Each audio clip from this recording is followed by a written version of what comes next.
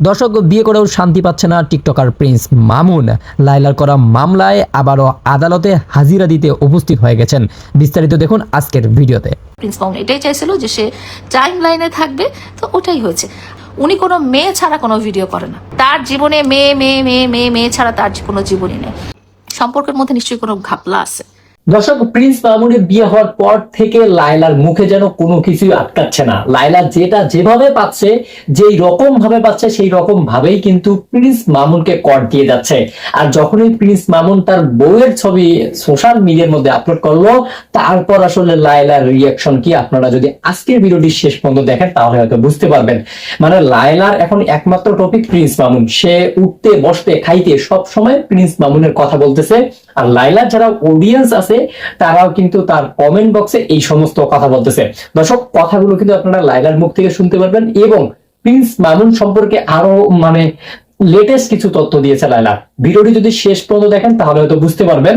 আর আমার মনে হচ্ছে যে আসলে প্রিন্স মামুনের এই সংসারটাও বেশি দিন টিকবে না, কারণ এখানে আজকে যদি ভিডিওটি শেষ পর্যন্ত দেখেন তাহলে হয়তো বুঝতে পারবেন। এটা আমার কথা না, ভিডিওগুলো যদি শেষ পর্যন্ত দেখেন তাহলে হয়তো বুঝতে পারবেন।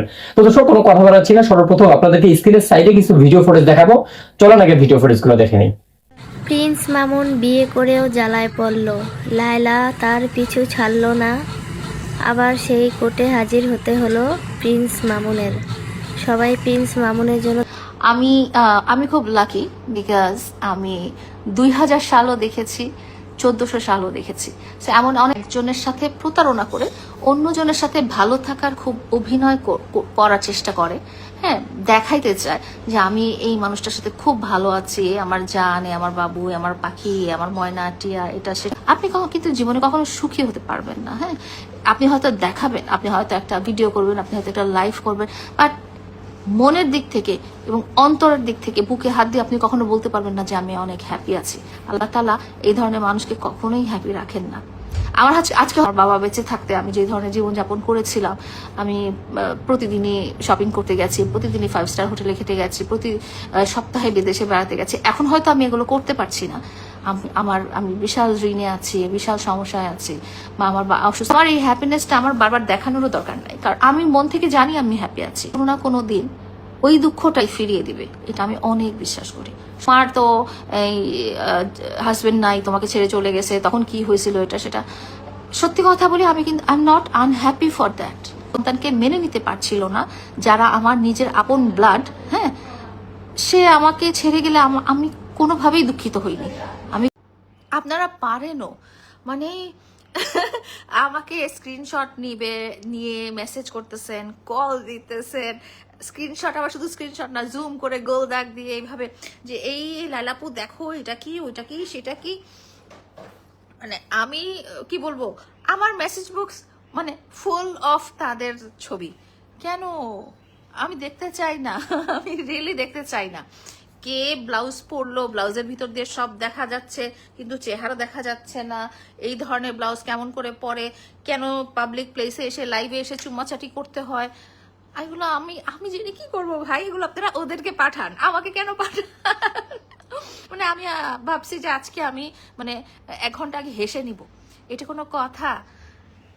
ওরা লাইভ করতেছে, ওরা পাবলিক প্লেসে এসে চুম্মাচাটি করতেছে, ওরা পাবলিক প্লেসে এসে এমন খোলামালা ব্লাউজ পরতেছে যেটা নাকি ব্লাউজ হিসেবেই ধরা হয় না। তো আমার কি, আমি কি করব? আমি কি পরলাম, আমি কি করলাম, এটা আমি জানবো।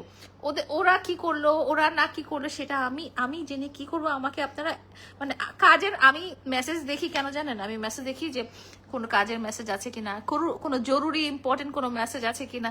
ফোন কলও ওই জন্যই ধরি যে জরুরি কোনো কথা আছে কিনা। বাট আমার সাথে কথাবার্তা খেয়েছে, এই লাইলাপু দেখছো, ছি ওরা লাইভে এসে এরকম চুম্মাচাটি করতেছে, ছি কেমন ব্লাউজ পরছে, ব্লাউজের ভিতর দিয়ে সব দেখা যাচ্ছে, চেহারা দেখাচ্ছে না, মুখ ঢুকে রাখছে, কিন্তু এদিকে সারা গা শরীর সব দেখায় ফেলতেছে। ভাই, আই এম নট বদার্ড, আমার এগুলো জানা দরকার নাই। আপনারা যারা আমাকে টেক্সট করতেছেন, যারা আমাকে কল দিচ্ছেন, এই টপিকে আমি শুনতেই চাই না। এটা জেনে আমি কি করব? এটা আমার সাথে কোনোভাবেই রিলেটেড না। আমার সাথে মানুষটা রিলেটেড ছিল একটা সময়, বাট এখন উই আর নট রিলেটেড। এখন তাদের টপিক, তাদেরকে বলেন, তাদেরকে ইনবক্স করেন, তাদেরকে জানান। আমি কি বলবো, আমার কাজের কোনো মেসেজ নাই, গত ওই যে পহেলা বৈশাখের ওই লাইভের পর থেকে আমার মেসেজ বক্সে কোনো কাজের মেসেজ নাই, আমার মেসেজ বক্সে খালি স্ক্রিনশটের জায়গায় আবার গোল করে দাগ দেওয়া, আবার এরকম করা। আল্লাহ ও খোদা। জাহিদুল ইসলাম, মাগির বয়স 50+ এইসব বাদ দে। আপনি আমার এখানে কি করেন? আপনার বয়স ধরলাম 5 বছর বা 15 বছর, আপনি 50+ কারো মানুষের লাইভে কি করেন? আপনি বাদ দিয়ে আপনি নামাজে যান।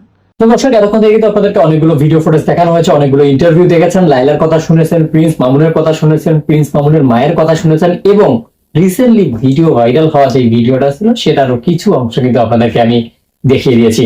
এই ভিডিওগুলো দেখার পর আসলে আপনাদের মন্তব্যকে অবশ্যই কিন্তু জানাবেন। আর তার থেকে বড় কথা হচ্ছে, প্রিন্স মামুন কিন্তু সুখের জন্যই বিয়ে করেছে, সুখ পাওয়ার জন্য বিয়ে করেছে, একটা ভালো সংসার করার জন্য বিয়ে করেছে। এইখানে একটু ডাউট আছে যে সে যদি সত্যি এটা করতে চাইতো তাহলে কিন্তু সে একটা ভালো মেয়েকে বিয়ে করতো, বা সোশ্যাল মিডিয়ার বাহিরে আছে, বা তার থেকে বয়সে কম, বা মানে সাধারণ বিয়েগুলো যেরকম হয় সেই রকম বিয়ে করতো। কিন্তু সে আসলে কাকে বিয়ে করছে সেটা আমি মুখে বললাম না, আপনারা তো দেখে ফেলছেন। তো এইটা মানে এই বিয়েটা আসলে কতদিন টিকবে, বা এই বিয়েটা কি আসলে সিরিয়াস বিয়ে কিনা, এটা নিয়েও কিন্তু অনেকের অনেক রকমের প্রশ্ন আছে। কিন্তু আপনাদের মতামত কি, এটা কিন্তু জানতে চাই। অবশ্যই আপনাদের গুরুত্বপূর্ণ একটি মতামত করে যাবেন আমাদের কমেন্ট সেকশনে। সবাই ভালো থাকবেন, সুস্থ থাকবেন, নতুন ভিডিও দেখার আমন্ত্রণ জানাচ্ছি। আর যারা যারা এখন পর্যন্ত আমাদের চ্যানেলটি সাবস্ক্রাইব করেননি, আপনাদের কাছে রিকোয়েস্ট করব, ভিডিও দেখলে ভাই সাবস্ক্রাইব করতে হয়, অবশ্যই সাবস্ক্রাইব করে দিবেন। এবং যারা যারা ইতিমধ্যে আমার একজন সাবস্ক্রাইবার, তাদেরকে অসংখ্য ধন্যবাদ। ভালো থাকবেন, সুস্থ থাকবেন, নতুন ভিডিও দেখার আমন্ত্রণ জানিয়ে শেষ করছি। আল্লাহ হাফেজ।